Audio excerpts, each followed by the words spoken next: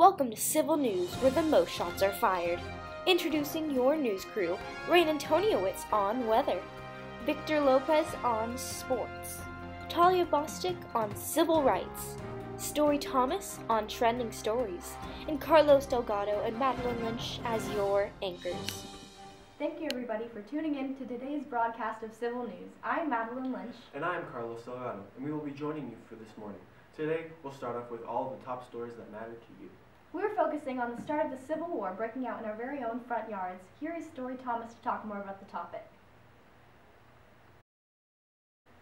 Since the outbreak of war in 1861, soldiers have been volunteering left and right to join the fight for their cause. Since our nation has been so united since our founding fathers, many citizens have been volunteering for the armies from similar backgrounds but with different beliefs. For instance, Billy Yank and Johnny Reb were brothers who grew up in Tennessee under the same roof. When the war came around, Billy Yank decided to become a general for the Union and Johnny Reb a general for the Confederacy. Not only did the brothers fight against each other in the war, but they were also neighbors, old friends, and many more. With the high quantity of soldiers volunteering from both sides, a war is starting to become more visible to all. Although some of the aspects of the Northern and Southern armies are similar, they vary in many different ways. The North has an army that consists of 90% volunteers, while the South has significantly less. The Union has an industrialized nation with an advanced economy and are also spending their money and time growing food instead of cotton like the South. However, the Confederacy has the stronger military leaders and are fighting on their own territory when it came to the battles. We shall see how this sensitive topic worsens and tensions grow tighter between the brothers, neighbors, and nations. Thank you, Story. I really hope I don't get drafted into the war. I would hate to have to fight my brother. I'd kick his ass. That'll lead to an awkward dinner conversation. Next, we're going to send it off to Rain Antoniewicz, who's live at the siege of Fort Sumter, what we are assuming will be the start of the Civil War. Thank you very much, Madeline. It is April 14th, 1861 at 2:30 p.m. I'm here at Charleston Harbor in South Carolina, where the siege of Fort Sumter just ended. To refresh the memories of those tuning in just now, Lincoln had sent supplies to Fort Sumter because it was on the brink of failure and was one of the last two forts that had sworn its loyalty to the Union despite its location. The South saw Lincoln's actions as aggressive and the start of war. Likewise, fighting broke out and has been happening for 2 days up until now. No soldiers have been hurt or killed on either side, but sadly, a horse was injured. So how are you feeling right now? I hate to hear that, but you're suffering for the greater good of the Union. Do you regret that? Oh, come on. You can make it, come on. No! No! Come on! Sorry, just getting a little choked up here. Let's see how these events play out to the start of our very own Civil War. Back to you at the station.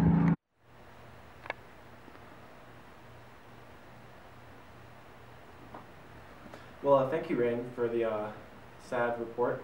Madeline, next story, please. Next we're going to be discussing Lincoln's new and drastic measures on our country. He has recently been treating the border states of the Union with severe restraints regarding freedom and freedom of speech.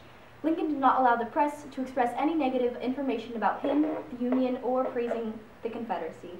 He also violated the Constitution by suspending habeas corpus, which allowed citizens to a right for trial, and by passing laws without the Supreme Court and Congress. To investigate this unfair issue in our society, Turka will be coming at us live from the local jail. If you were in a border state and not allowed your freedom of speech, how would you feel? If you were punished for a crime and not allowed the right to a trial, how would you feel? Not good, that's for sure. Let's ask these prisoners.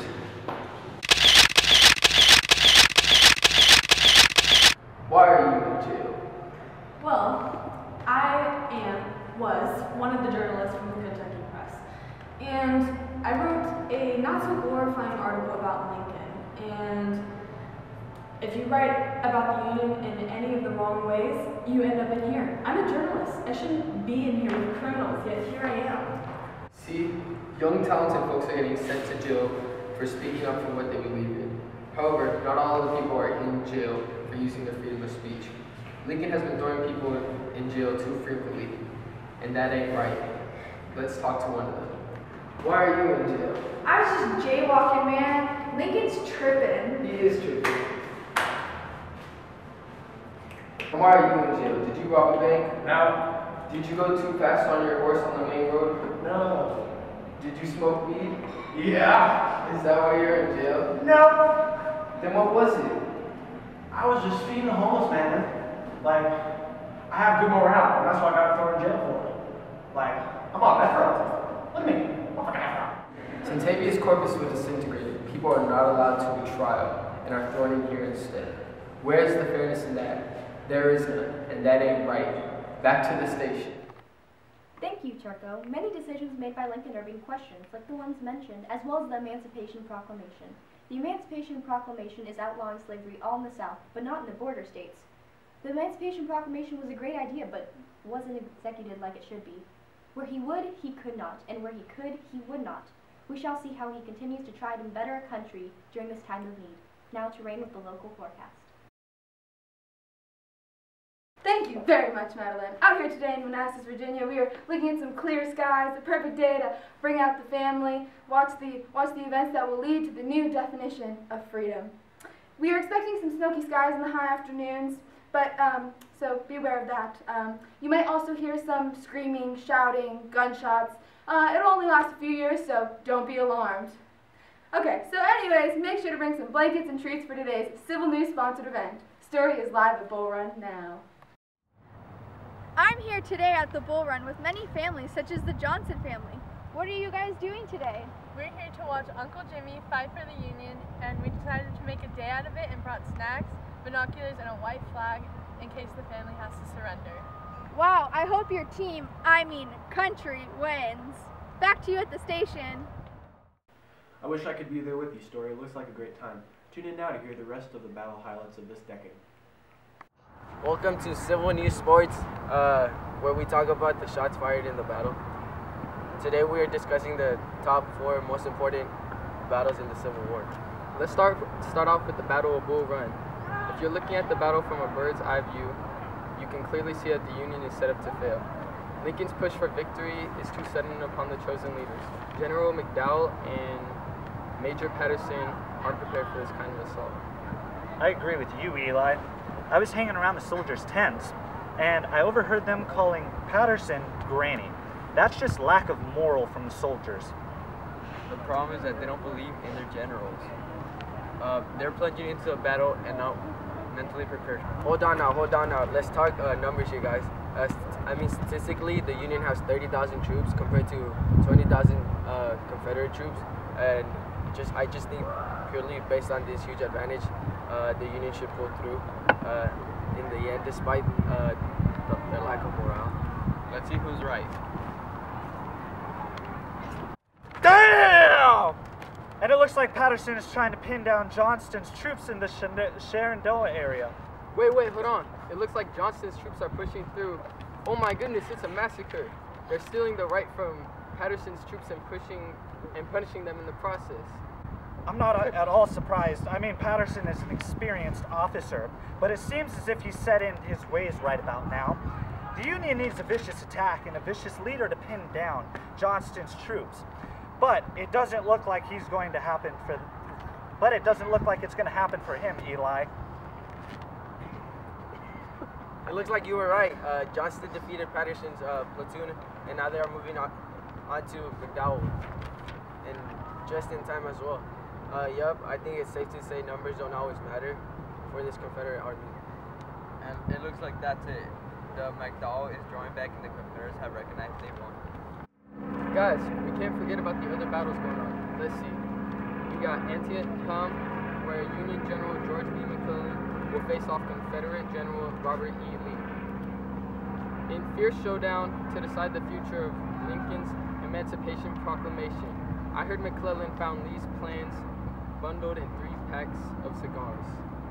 The Siege of Vicksburg will follow up the Battle of Antietam, featuring Union General Ulysses S. Grant and Confederate General John C. Pemberton, and in an epic gripping struggle to gain ultimate control of the Mississippi River. It was a midnight snack. Oh, my bad. I meant attack. I'm hungry. Sorry. And capping off the battle of the season, we will finish the coverage of the Civil War with the Battle of Gettysburg.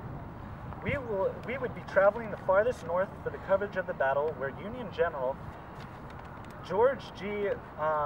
Meade and Confederate General Robert E. Lee participate in what is considered right now to be the most important upcoming battle of the Civil War. That's all for today, folks. Now we go live with Rain at Achievement Award. It has been a few long years, and although we have lost many, we are here to honor the men who led us into battle. We're going to mention a few men who helped us return to the once United States. First off, a man who is truly made out of stone, and although he lost his arm, he did not lose his dignity. This man served as a general for the Confederacy. He is one of the most influential men in the war. He served at Manassas, Antietam, and Fredericksburg. He is the most known for his victory at Harper's Ferry. Jackson was a strong tactician in battle and will never be forgotten.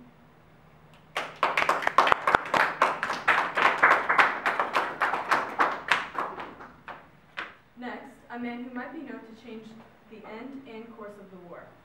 Ulysses S. Grant was a U.S. Army officer and was involved in Fort Donelson, the Battle of Shiloh, and the Siege of Vicksburg and Petersburg. He went against tradition in tactics and proved it to be very successful for the Union.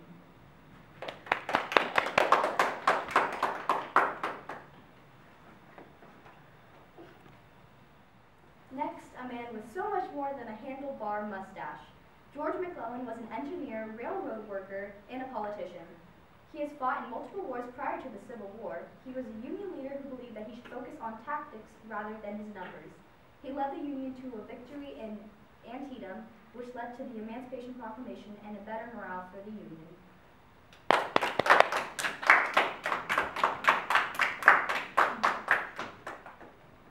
Next, a man named none other than Hancock the Superb, by his fellow Union soldiers. War to him was like a game of chess. Both brain and brawn were necessary. He led Union divisions in Antietam and Chancellorsville. The war would not be the same without him.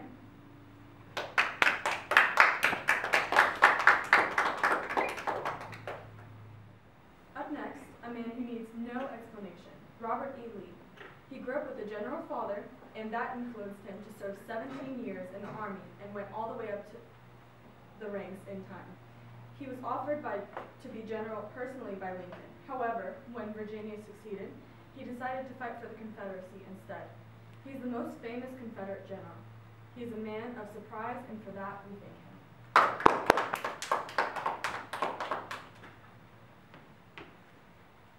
Finally, the Army leader of the Potomac. George Meade was in the Battle of Gettysburg and confronted General Lee and won. Although often criticized for his lack of performance, the old snapping turtle was just the general we needed him to be.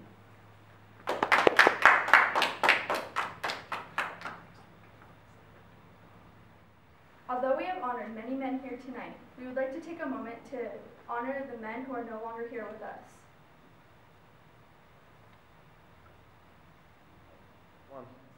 Thank you for tuning in to this decade's Military Achievement Awards. That looked like a beautiful event. I'm glad we are still honoring all of the men who fought in the war. However, I think we should continue today's broadcast with a lighter tone. Tonight is the premiere of the new game show, Are You Smarter Than Lincoln? Our very own Victor Lopez will be one of tonight's featured participants. And welcome to Are You Smarter Than Lincoln? Let's find out. Well, I mean, I have a 7.8 GPA and I'm taking all advanced honors U.S. classes, so I think I might be smarter than this Lincoln president. And also, my mom tells me I can do whatever I want to, so this is for you, Mother. I don't know, you tell me. I showed up on time. Where the hell's my paycheck? Bet. On my mom, I'm smarter than this man.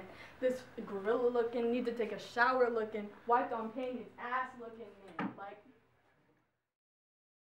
Well, looks like we have a strong set of competitors here today. First question, we'll start off easy. When did the South surrender to the North in the Appomattox? That was easy. April 9th, 1865. Next. That is correct. Good job. All right, next question. What happened when General Lee marched up the Appomattox River on April 8th? I know this one. That was easy. As General Robert E. Lee headed west along the Appomattox River and eventually arriving at Appomattox Country on April 8th, his main goal was to get to the South Side Railroad at Appomattox Station where food supplies were waiting for him and his army. Unfortunately for Lee and his army, General George A. Custer reached to them first and burned 3 supply trains. Lee's army was trapped and isolated from any type of support. That shouldn't count, he read. No, that's pretty much correct. Good job. The final question is gonna be right at you after this break. Hey, I got a question for you, little mama. You looking like a snack over here. Can I have your number? All right, that's all the time we have for today. Thank you very much for tuning in. Make sure to check in for tonight's premiere at 7 p.m. And next on... What? Oh. Wait, there's a bomb? Lincoln's dead.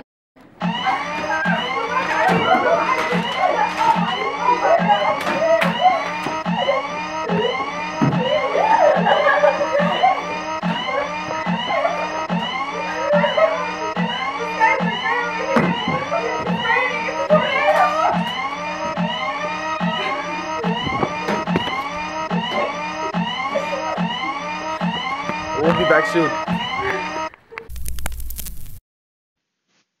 Did you just lose your president? Yes. Are you looking for a new one? Maybe. Do you need a man who enjoys long walks on the beach? Always. That's why you should nominate me, Andrew Johnson, for your president. I'll help rebuild America one step at a time.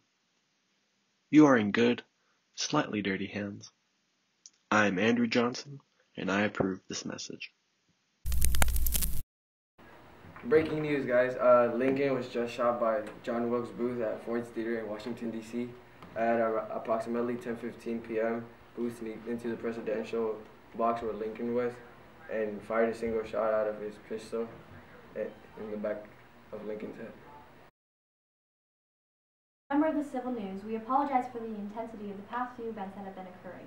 Take the family time and see a brand new movie premiering on April 15th, Rebuilding America One Step at a Time.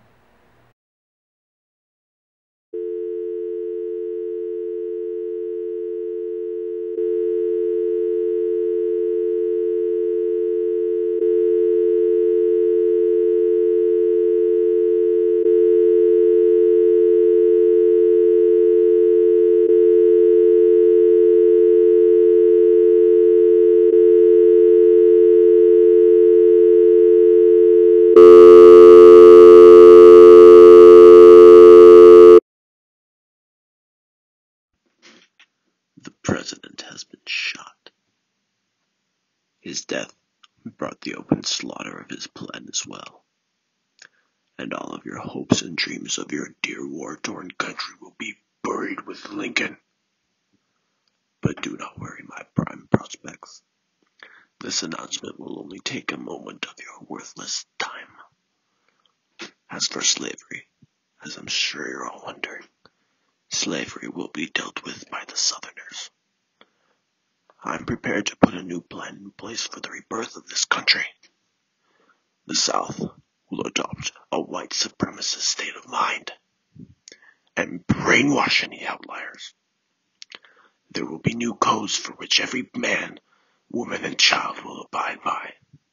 The black codes. The outliers of these codes will be whipped or sold for labor minimally for a year. Congress is attempting to gift African Americans with the Civil Rights Act. Just keep in mind they will never see the inside of a voting booth and instead spend their lives breaking their backs in a field. The Tenure of Office Act is merely an act of misjudgment. Edwin M. Stanton can barricade himself in his office until his limbs fall off. He is a pest. Do not judge me for trying to exterminate a pest in my house. These 11 accounts of impeachment, 9 of which are related to the Tenure Act, are merely a misconception. And don't think for a second that the House of Representatives has the power to rid me of your system. I am everywhere. I can see everything you see. Hear everything you hear. I'm your antibody. I'm your cure. I'm your blood-soaked bandage. bandage which seeps out the poison of unity out of your bloodstream and soul. Do not fear the steps. I am Andrew Johnson, and we will take this one step at a time, America. Thank you for joining us today, Talia, Victor, Rain, and Story. Talia, I can't help but remark that injustices that have risen after 4 million slaves have claimed to be freed after the Union's victory. What do you think? Well, thank you for having us, and yes, you're completely right, Madeline. What are these slaves to do with themselves after being freed from their owners and jobs? The hard part is, who gets to decide their status, the South or the slaves themselves? The South has decided to take in the reins. Their black codes have completely taken away the so-called freedom that the slaves should have now that they have been released. President Johnson should be responsible for being so lenient, giving the South false permission to implement the codes. I'll take devil's advocate on that one because I completely disagree, Carlos. President Johnson has much more to focus on. This being his first year presidency, he is supposed to allow leniency in order to reconstruct our nation. And how did you expect the South to respond after first losing the war? Then losing their slaves, their prized possessions? Did you expect them to embrace them into their arms with a warm welcome? Of course not. The South is angry, and their racist value system suggests that they segregate the colored men in order to establish some sort of power. Power? More like white supremacy. It's disgusting. The South is simply having a hard time taking their loss, and they don't have a good sportsmanship. They are throwing a fit and rebelling like teenagers. Who gave them the authority to create vile laws like that? Enough of that. Clearly you're just as outraged as the Union when they discovered these codes. However, the Civil War amendments have been laid out on the table to quickly eradicate these codes. 3 new amendments that ensured the equality for emancipated slaves. The codes were efficiently invalidated after an eager move to add to an untouched Constitution for 60 years. This is some radical and efficient change, don't you think? Bullshit! These men deserve their power. What do I do? Very well then.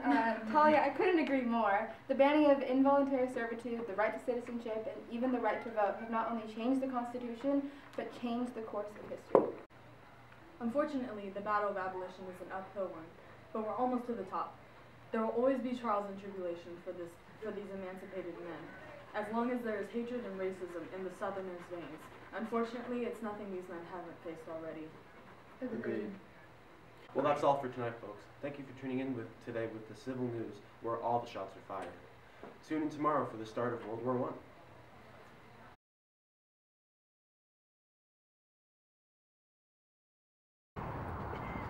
It looks like you were right. Johnston defeated Patterson's platoon. Make sure to check in for tonight's premiere at 7 p.m. And next on... What? Wait, is there a poll? Lincoln's dead!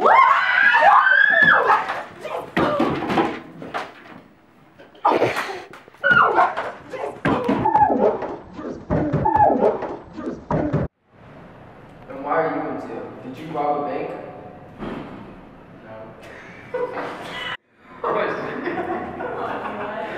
Looking quite clear. Perfect day to bring out the kids and watch the events that are sponsored by the Civil News. Is that the word? Damn it, I'm so sorry. It's okay, you're gonna be so fun. Just like you do. You know it's natural to you to blow. That's it, blow the stick. Blow it.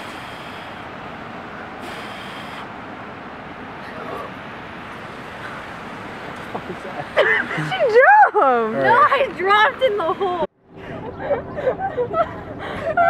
Wait. I just kissed the word. I just kissed a word. Is it long enough? Because we have a lot of like time.